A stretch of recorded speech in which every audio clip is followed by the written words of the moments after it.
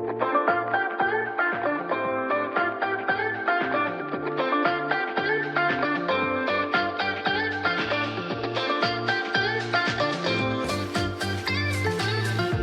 back to Just Life. We have a very exciting guest on today. I'm so excited to get into the episode. So I'm just going to dive right in and introduce Dani Dipp. So, Daniel, we met on a story that I did a while back, and your story is just incredible, and I knew I had to get you on here.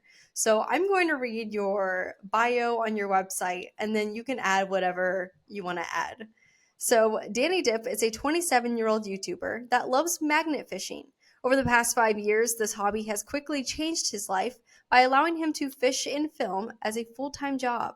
Based out of Indiana, Dani Dipp spends his time cleaning out Midwestern waterways.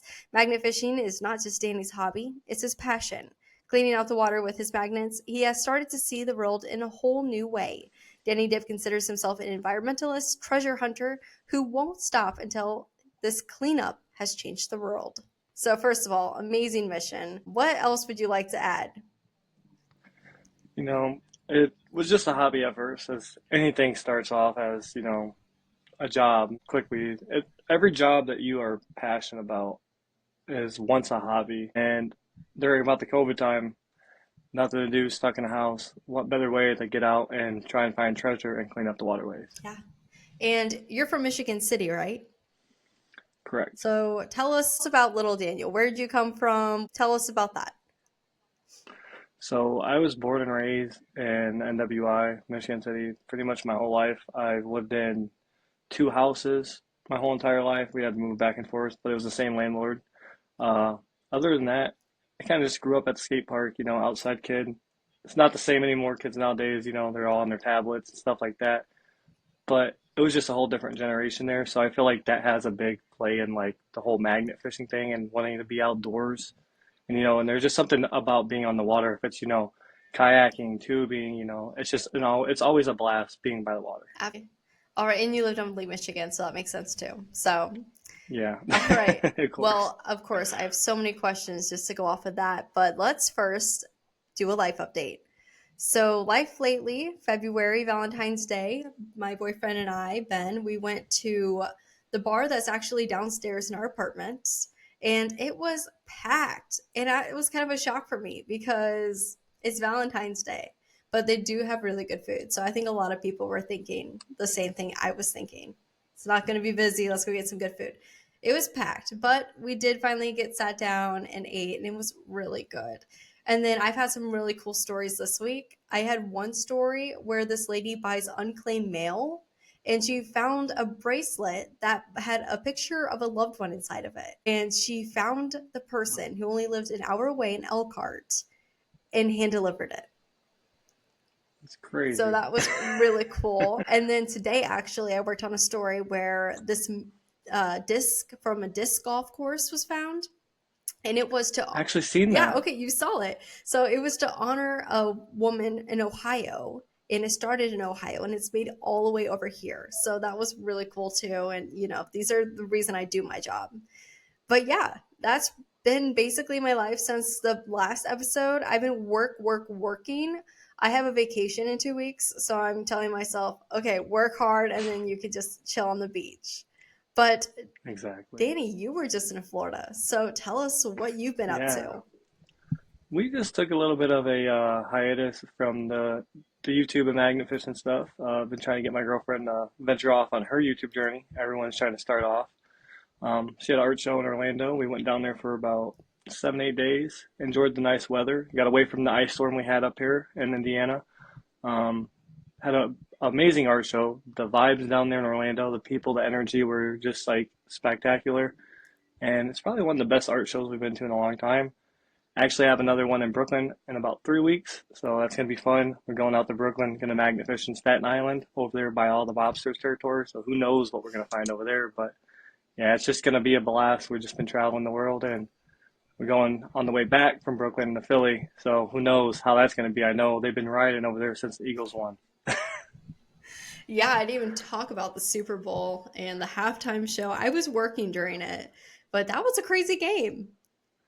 Yeah, I don't know. I feel like it was thrown. He like just had a bad day. Yeah, I think you're I don't right. know. Everyone has bad days, and unfortunately, that was on the Super Bowl. Ha- Yeah, that sucks. I mean, it builds up to that, and just happened to be the worst game of the year. One You of the know, cool things, just though, Cooper DeJean, I think that's how you say his name, on the Eagles, mm. scored a touchdown on his birthday. Yeah. I was shocked. I was like, how good that has to feel. Like, win not just a game on your birthday, but the Super Bowl and get a ring. Yeah, Like one in a lifetime feeling alone on your birthday. yeah, that will be a birthday to remember forever. Yes, sir. But yeah, let's dive into your story. So, if you've listened this far, for the people who don't know what magnet fishing is, because I know a lot of people are like, what is that? So, go ahead and explain since you're the expert. So I guess magnet fishing has been around for like decades. I think since like the early 90s, from what I can say. They got like tons of like old stories and old pictures. Like even Walt Disney with the old Daffy Duck and Donald Duck and that they even had in the comics back then, like fishing for change and sewer drains and stuff like that. And I know it was very popular in the South in like Louisiana for like finding, lost keys, lost fishing gear, stuff like that. So Hmm. it's been around for a while, but pretty much what it is you just take a rope. It could be any rope. I recommend like rock climbing rope, especially for with what we pull out. But you just take a rope, a magnet, you throw it in the water, and you pull out all the scrap that lays at the bottom that people have thrown in or lost over the years. You just don't know what you're gonna find. It's crazy what you find in the bottom of the river. Yeah, and I know you have found some crazy stuff because I was there for one of them, or I wasn't there, but we did a story on two finds Yeah. that were crazy. But let's back up. Let's go to the beginning. When did you start magnet fishing? And then when did you start wanting to make it into a career and posting videos? So I started magnet fishing right around when COVID happened. I was working a job cleaning toilets as a custodian at the Blue Chip Casino in Michigan City, and I was just sitting inside bored during COVID. Couldn't really go do anything. They had everything on lockdown. Had to wear masks. It sucked. So I just binge watched YouTube, and I came across a couple channels of my buddies, who I can now say are my buddies. Um, I just binge watched magnet fishing, and I was like, you know what? I'm gonna get a magnet. I'm gonna try it. Who knows? We live by Gary, Indiana, Chicago, lots of dangerous areas, lots of known dumping grounds. I always hear like stories about like lost, jewelry stolen in safes, missing weapons, tons of stuff. So I got a magnet. I started trying it. I did it for about a month. I filmed one little video on my phone. I was like, you know what? It is what it is. I don't think it's for me. And then I found two guns stuck together in one spot, and I didn't have a camera at the time. Phone was dead.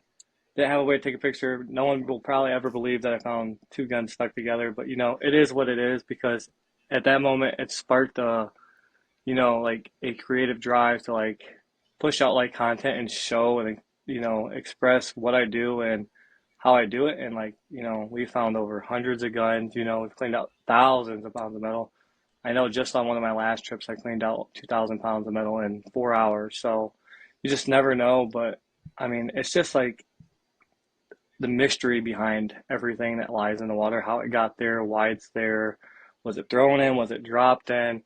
And I think that kind of just sparked the really like interest for me to get into it is the unknown behind it all. On top of, cleaning the environment and, helping out all the people who are like fishing and stuff like that. Absolutely. And I love how you have that strong mission behind it too. Because some people probably just do it for fun, but you do have a mission to go out and just make the world a better place. And I think that's why you're so successful. But let's get Yeah. into the big finds because I know people are like, what are the finds they're talking about? So, what are your craziest finds to date?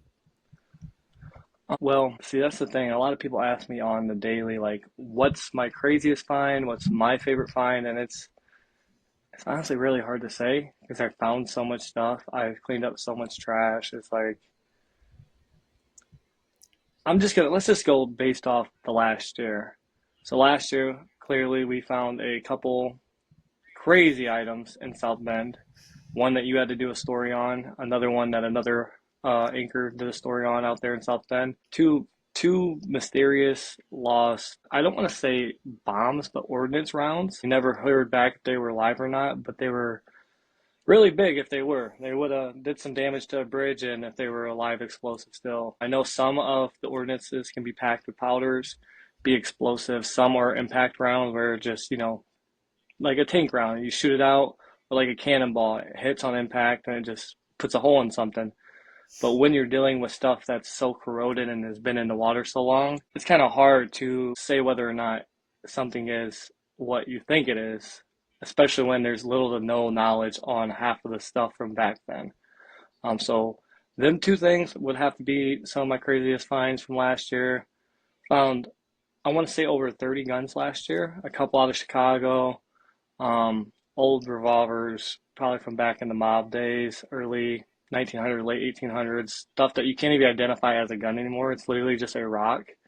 Um, I found my first semi-automatic gun by an airport, crazy. And then I don't know if I found any mopeds or motorcycles last year. Hmm. Normally we find at least one. I know my buddy, he pulled out a couple cars. We were supposed to go meet up with him and help pull them out, but never got around to it because the cold snaps. Welcome to the Midwest.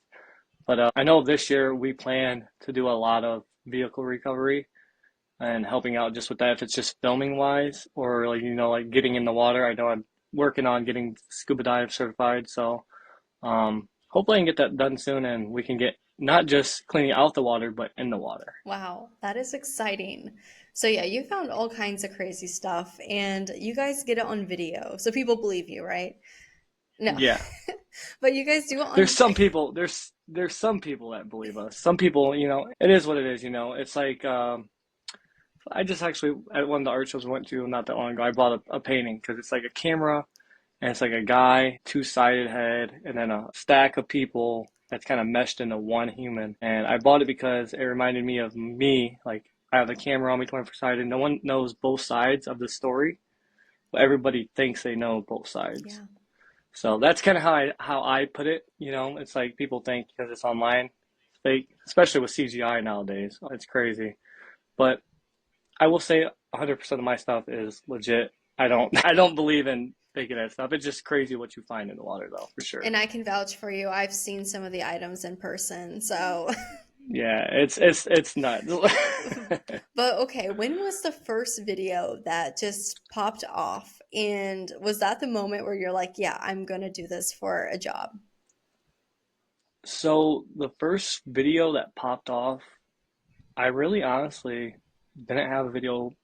I've been doing this for almost 6 years now. I'm about 5.5 years into this, and I didn't have the first viral video probably until like 4 years in. Wow. So I was doing YouTube as a hobby for 3.5 years before I even made a penny on it.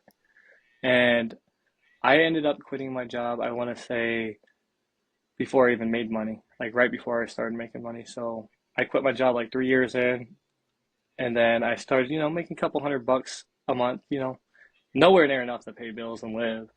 But I just had the drive, and we did a whole bunch of cleanups. We did a cleanup in Detroit where we got like 20 magnet fishers together. We pulled out like I want to say like 8,000 pounds. We had volunteer cleaners cleaning up the shores from trash, to water bottles, stuff like that.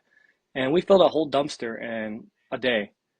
A whole big dumpster was delivered, volunteer donated, and we ended up filling it up and cleaned out a lot of metal. And that was the day I remember that I quit my job. I literally was supposed to be at work at a certain time the next day, and I was like, "There's no way I'm getting back from Detroit in time." And I was like, "You know what? They didn't like me there. I was a hard worker, couldn't get a raise. I was like, I'm just gonna put in my 2 weeks and take the risk." And I'm glad I did because it led me to where I am now, just traveling around, cleaning up the water, and finding cool stuff for you guys to see. And so many successful people have a similar upbringing. They have a job or a 9 to 5 that they're just not happy. There's no passion there. And they take that risk, and that's the success point. Like that's what switches the or flips the switch.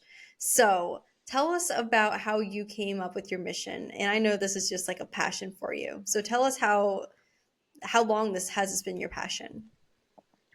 So I noticed it was a passion of mine the moment I found them two guns because I was like, we live by At the time, Gary was the murder capital of the United States for almost 4 or 5 years straight. Sadly, the world is getting crazier. It's been bouncing around. It's not the same city anymore. But once I found that, I was like, this could definitely make a difference. Not only like cleaning up the water, but helping solve crimes. Unfortunately, I've only had two weapons that were recovered out of the water only come back to being stolen. One was actually stolen out of Elkhart, another was stolen out of Highland.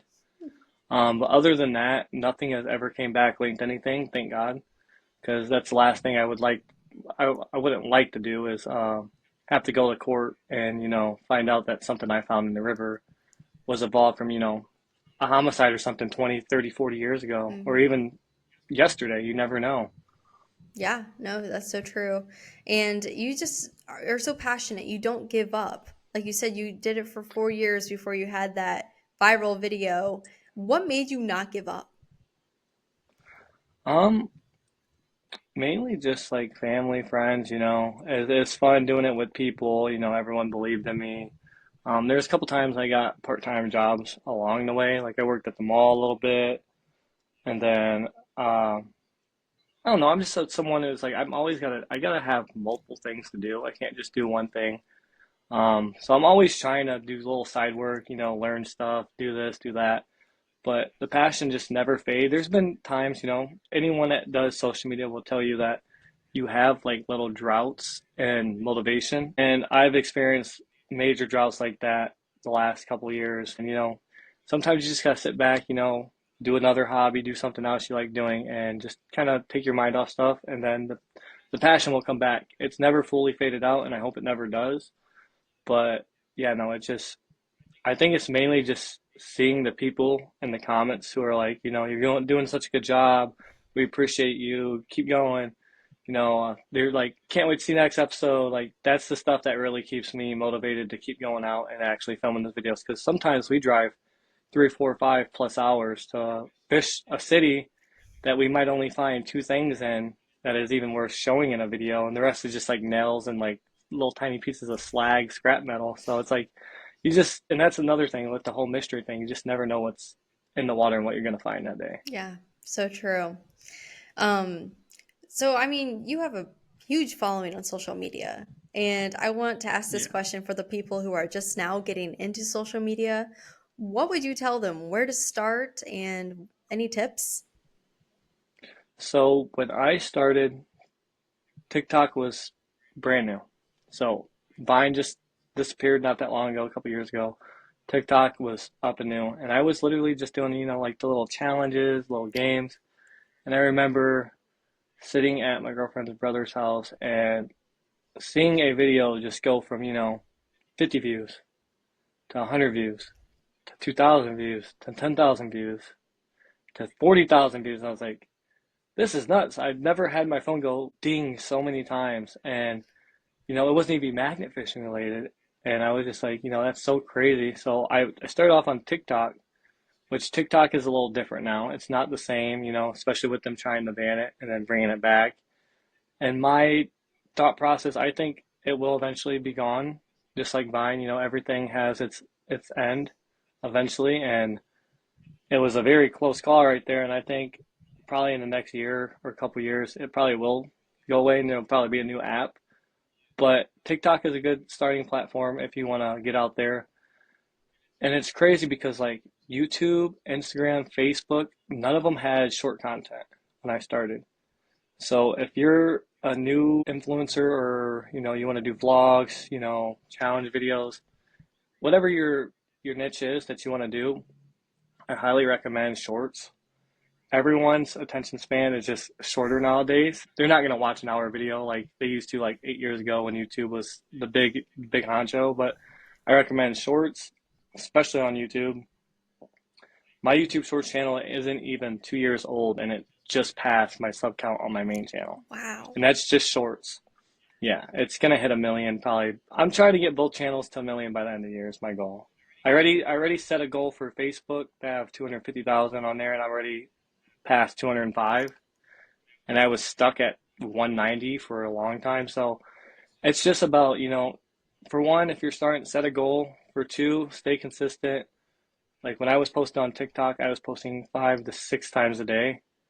And, once someone sees that you're consistent and you're posting the same stuff or the same style stuff and you're true and you're truly genuine to the content that you're posting, that's really gonna like make someone stick and actually subscribe and watch your content that you're posting. When you were younger, did you ever see yourself as wanting to be a content creator?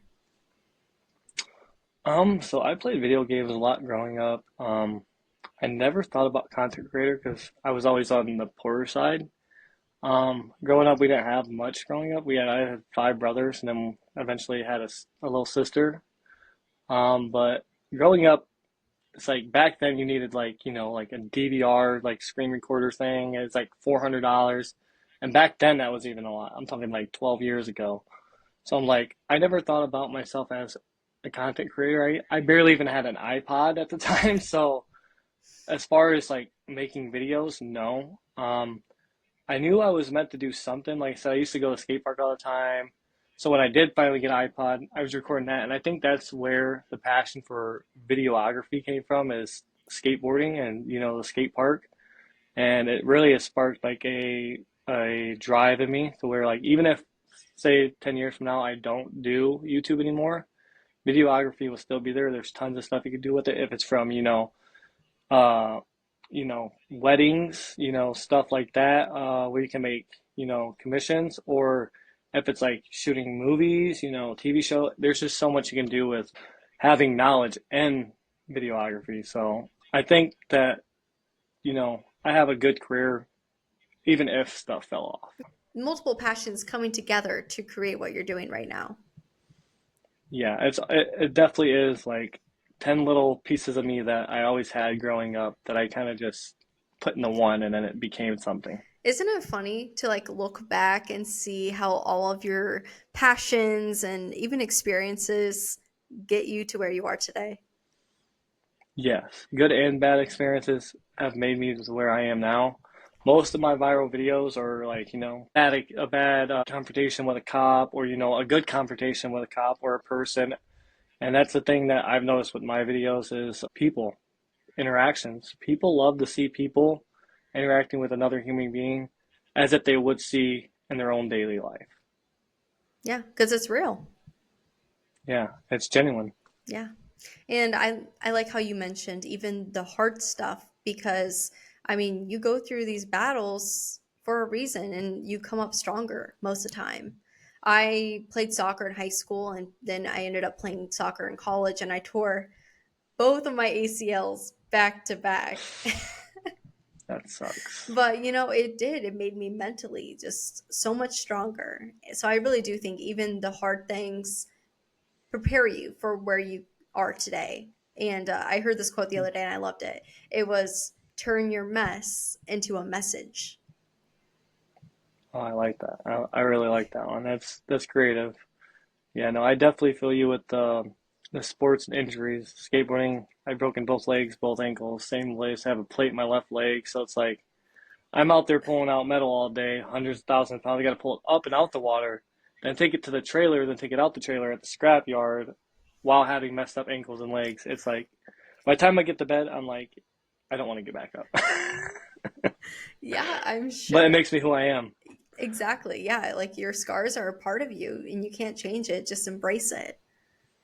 Yeah, can't let it hold me down. I just gotta wake up and start over. Exactly. And I that's a good transition point to the topic I wanted to ask you about.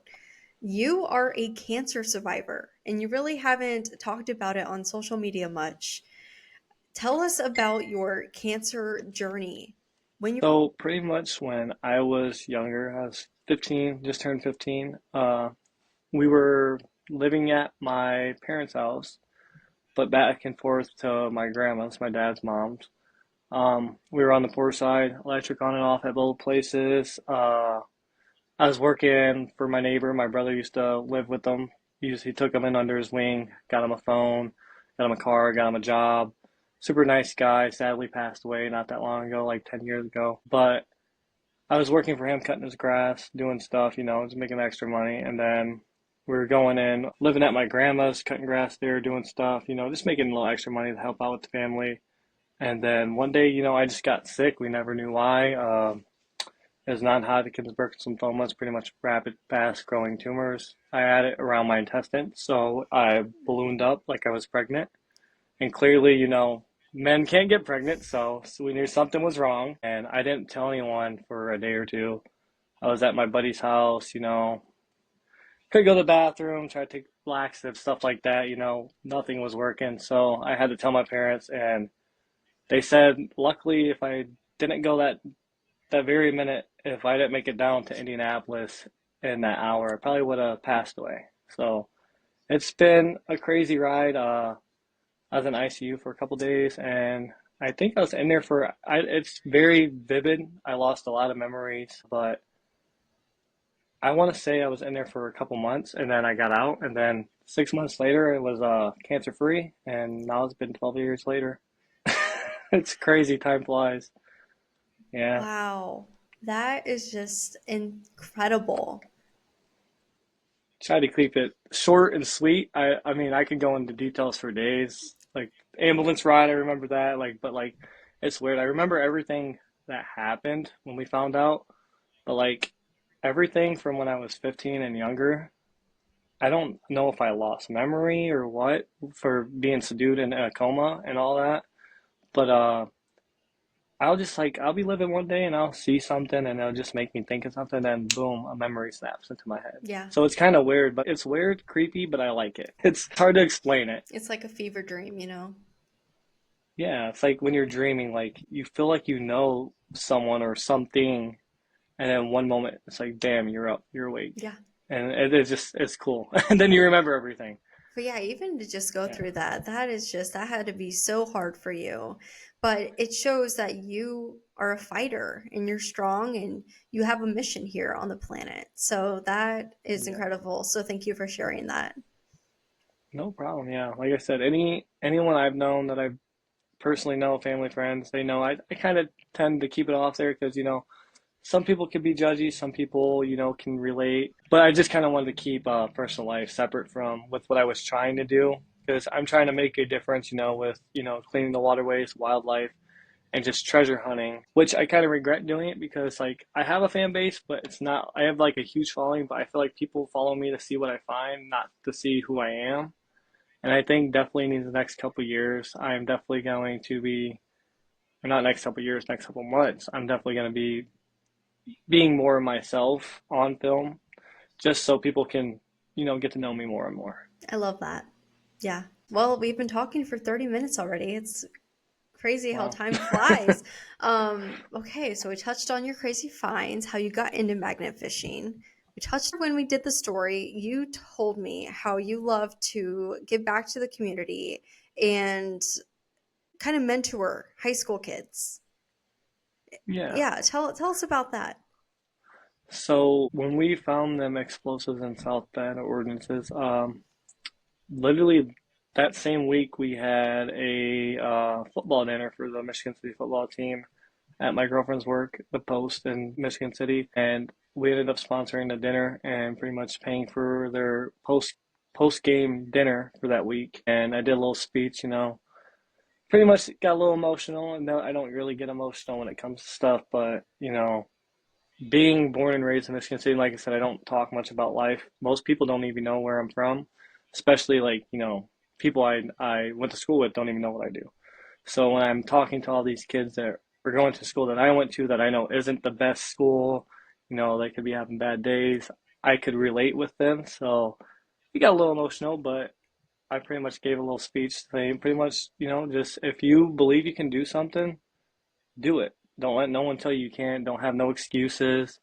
Don't let anything hold you back. Just go and try, and if you fail, get up, brush it off. Maybe it isn't for you, or maybe you just got to try it from a different point of view, different side. And because I know with the whole fishing stuff that I've had to switch my style of content up multiple times before I found the right way of doing stuff. And that's the thing with YouTube is it's like the whole back to the camera thing. It's like people think they know both sides of you, but sometimes there is a little bit of a different face when you're on film compared to when you're off. Especially if you're having a bad day, Some days I have a bad day and I still got to go film a video and I got to throw on a smile, but that's just life, and I can't let it get me down. I just got to do it. That's I can't let my negativity affect someone else's day when they're going to watch my video, because then at the end of the day, it's not what I'm here to do. it's freaking hard though. Like Yeah, it really I it I is. There's feel been that. some days I get magnets stuck to a bridge, and I'm sitting there pulling on a magnet that's stuck to a bridge for an hour, mad, and then then I got my drink spilled on me, and then I almost run out of gas, or I about crashed the car, someone about crashes into me. It's like we've seen so much and dealt with so much crazy stuff while fishing. It's just you can't let it get to you. You really can't. You No. just gotta keep pushing through. I feel It's like life. that's life. That's what this podcast is about. And I feel like I can relate too because there are some news stories where they just drain me mentally. And it doesn't Yeah, matter how I'm feeling, I have to be live at 5 o'clock. So there was one every day. every day. Yeah. So the stories that I absolutely hate working on, but I have to, somebody has to tell the news, are murders and shootings and stabbings. And Yeah, I mean, an hour before I'm live, I'm sitting with the family and they're crying, and then I go live. It's hard, but yeah, you have to yeah. kind of put that aside and just focus in on what you are doing. That's the only way to get through it. Yeah, that's another thing with the whole magnet fishing thing. People get mad we call the cops, or they're happy we call the cops, or sometimes they're not happy that we don't call the cops or old stuff. And it's like at the end of the day, we have to do what's right. And if we got a gun that's fresh, you got to call the cops. If you got a gun that's a rock, there's no need to waste the cops' time when you physically know like I've cleaned multiple ones up that I've gotten to keep. It's like by now I know whether or not they are going to be able to get anything off of evidence wise like that off of something that we find is like most people don't understand that even just like fingerprints are gone in 24 to 48 hours after being in water. So it's like it's just so many little things that people don't see or know that it's like it could affect you. It's like and that's one thing I will say back on your whole people trying to get into content creating, don't let the comments get to you because they will. They 100% will. Yes, I've talked about this, I think, on my last 3 episodes because that was a big shock getting into news. People are so comfortable being freaking mean. I will 100% be honest with you. If you go to any of my popular videos, if it's from when I got arrested, even, we need to be talking about that. That could be for a whole nother podcast. But people are just, like you said, so cruel. They don't know both sides of the story and they see something, they'll literally stop the video there and just type it up. And then literally the answer to what they're saying or the solution to what they're typing is literally 5 seconds in the video later. So it's just people are just keyboard warriors. Don't let it get to you. It's back to the life thing. It's like you just gotta put on that smile even if there is negativity. Yep. Just brush it off. And it's hard. And like I said, I've talked about this in the last couple episodes. And now I'm kind of going in with a different perspective to the hate comments. I have been I taking, don't even look at them. yeah, first of I don't all, even look don't at read them. them. But when, like, Yeah, if you do, I've been taking them almost as compliments lately. And I know that sounds probably crazy. But one, I know I'm not going to please everyone. And, yeah. if you don't like me for a reason that is actually valid, then sure, I will respect it. But half of these comments are just absolutely outlandish. They're ridiculous. So I'm like, I don't if like the way you have your hair. I don't like the what you're wearing. Like it's last just little week stuff. it was because I had makeup on my coat. Mistakes happen. We're all humans. I'm like, Sometimes you walk out and your flies down. It happens. It's life. But yeah, it's definitely you just can't let it get to you. It's like haters are your biggest supporters. haters are your motivators, right? Yep, exactly. Like I said, most of my popular videos are made because of all the negative comments, Wow. and it's sad. Yeah. That's the If you real, go into any of my popular videos and look at the comments, it's all negative stuff. If it's not about like cops being obese or like cops not doing something right, it's like how are you telling a cop how to do their job? It's like it's just people are negative. They that, always just want to yeah. type something. And I think it's a lot of people are miserable and they want to spew their hate and get it out there. And a lot of times, especially when going for people's appearances, it's usually an insecurity they're trying to throw onto others. But it just Yeah. saddens me, this part of social media, that, like you said, your videos are going crazy because of these hate comments. And I mean, Yeah. looking at news, the big stories of the day are the ones that are horrible. Negative, negative. You know, fires, shootings, robberies, and even with like, like you said, the parent stuff is like with my cancer history, I had horrible teeth growing up. I had no enamel, and I literally got all my teeth redone. I'm going to get my bottom ones done soon. Luckily, my girlfriend's dad has a really nice friend who lives in Arizona now. He moved away. He's getting ready to retire. He did my top teeth. I got to fly back, but I used to get them all the time. People talking about my teeth. But I just pushed it off the side. Clearly they're watching my videos, and that's when I was getting views. And it's like, you're watching my videos for my content that you enjoy watching, but you're bashing me as a human being because I look different from someone else. Yeah. It just made no sense. Now everyone calls me handsome. I don't get it. I don't get it. The same people that bashed me, I remember usernames.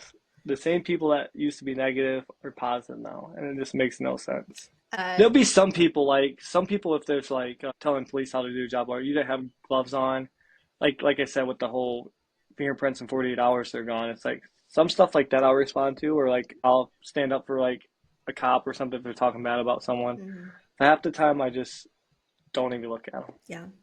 I have learned this year that I have the most controversial eyebrows. That's what the comments are on. That's what they are. People Why? either love them or they hate them. There is no in between. But I have gotten dislikes about my eyebrows, but then everyone's like, your eyelashes are long. I don't get people. It's like, I really don't understand it. My thing is the nose. It's like, but I can't change who I am. I'm not gonna go get a nose job because someone doesn't like the way I look. and that's what people keep saying, It's, like wax them off, mow them down, or stop drawing them on. I was like, first of all, these are real. This isn't makeup. And second of all, I love my eyebrows, and I'm not going to listen to those comments because most of the people who are commenting, their profile picture is a picture of their cat or their dog or a peaceful quote. So, case and closed. most of the models have thicker eyebrows. Brooke Shields, hello. Yeah, like people. It's like what else is it? Like lips. Like people, oh, you got big lips, blah blah blah. I'm like, who And cares? it's Watch the It's video. funny because there's like trends too. Like freckles used to be really a bad. Oh, now they're Now they're in. Now there's in. people makeup in it. Yeah, Yeah. people are putting freckles on their face. So It's it's like, just you do why? you, and trends will go in and out. You just be who you are, and that's the best way to do Exactly. it. That's the best thing I can say is just, especially like you said, with people starting, just be yourself. Yep. That's the key. Be yourself, be consistent, and don't let the haters get to you. Yep. That's the three rules to making it. You just do you, keep consistent, and don't let people bother you. And I think those are the three takeaways from this episode today. So I think this is a good Yeah. spot to end. Um, If there's anything we missed and the viewers want to touch back up on it, we can always do a second podcast. Absolutely. And I feel like we have to touch a little bit on you getting arrested. How did we could just do a short little clip? What happened there? So So pretty much before I even did YouTube, I was on vacation, first ever vacation. I went out with two of my buddies, a buddy and a kind of buddy. I've known him my whole life, but not really. Um, we went to California. You can fly to California with a gun in a lockbox, apparently. Have your license. But I guess the moment you step out of the airport in California, guns are illegal, banned. And we got into altercation where we had to stop a kidnapper, or try to. I did, and then my buddy that did have the firearm came running out of a store, chased him down because that's when I recently broke one of my legs. So I just got out of surgery. I couldn't chase the guy down, so he chased him down. By the time I called up to him, they got into altercation. I tried to break it up. I got hit with a bag. I got my face cut open. The guy got away. Ended up someone called the cops saying we beat the crap out of a guy, or there was a fight, whatever. And then cops came, arrested us. They let us go, said just don't come back. California, stuff like this won't happen. So we're thinking we're good. Well, turns out 6 months after that whole incident happens, that guy presses charges on us. So had a warrant for 3 years, no paper in the mail. They had all my addresses, all my name, had nothing sent to my house. Did not know. One day found a gun in Indiana and Indianapolis actually. Metro police, they're strict on warrants. They found out I had a warrant when they ran my name and I turned a gun in and I got arrested. And I sat in jail for 23 days and was expedited all the way back to California. And yeah, I kind of had to deal with it, and I lost thousands of dollars of my own money. The video didn't even make me back what I, you know, had to pay.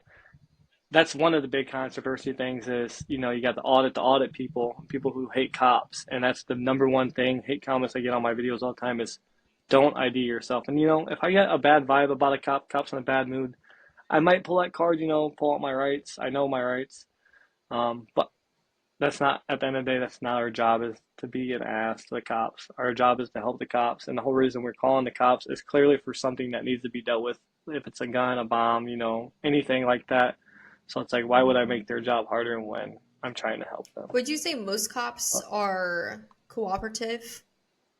Oh, most cops are like excited. Like, what are you doing? Like, Probably interested. oh, you film? Yeah, yeah, they're interested. There'll be occasionally a cop or two that will be mad or, upset that they got to do paperwork. But, at the end of the day, it's just kind of like, well, that sucks. Do your job. Right.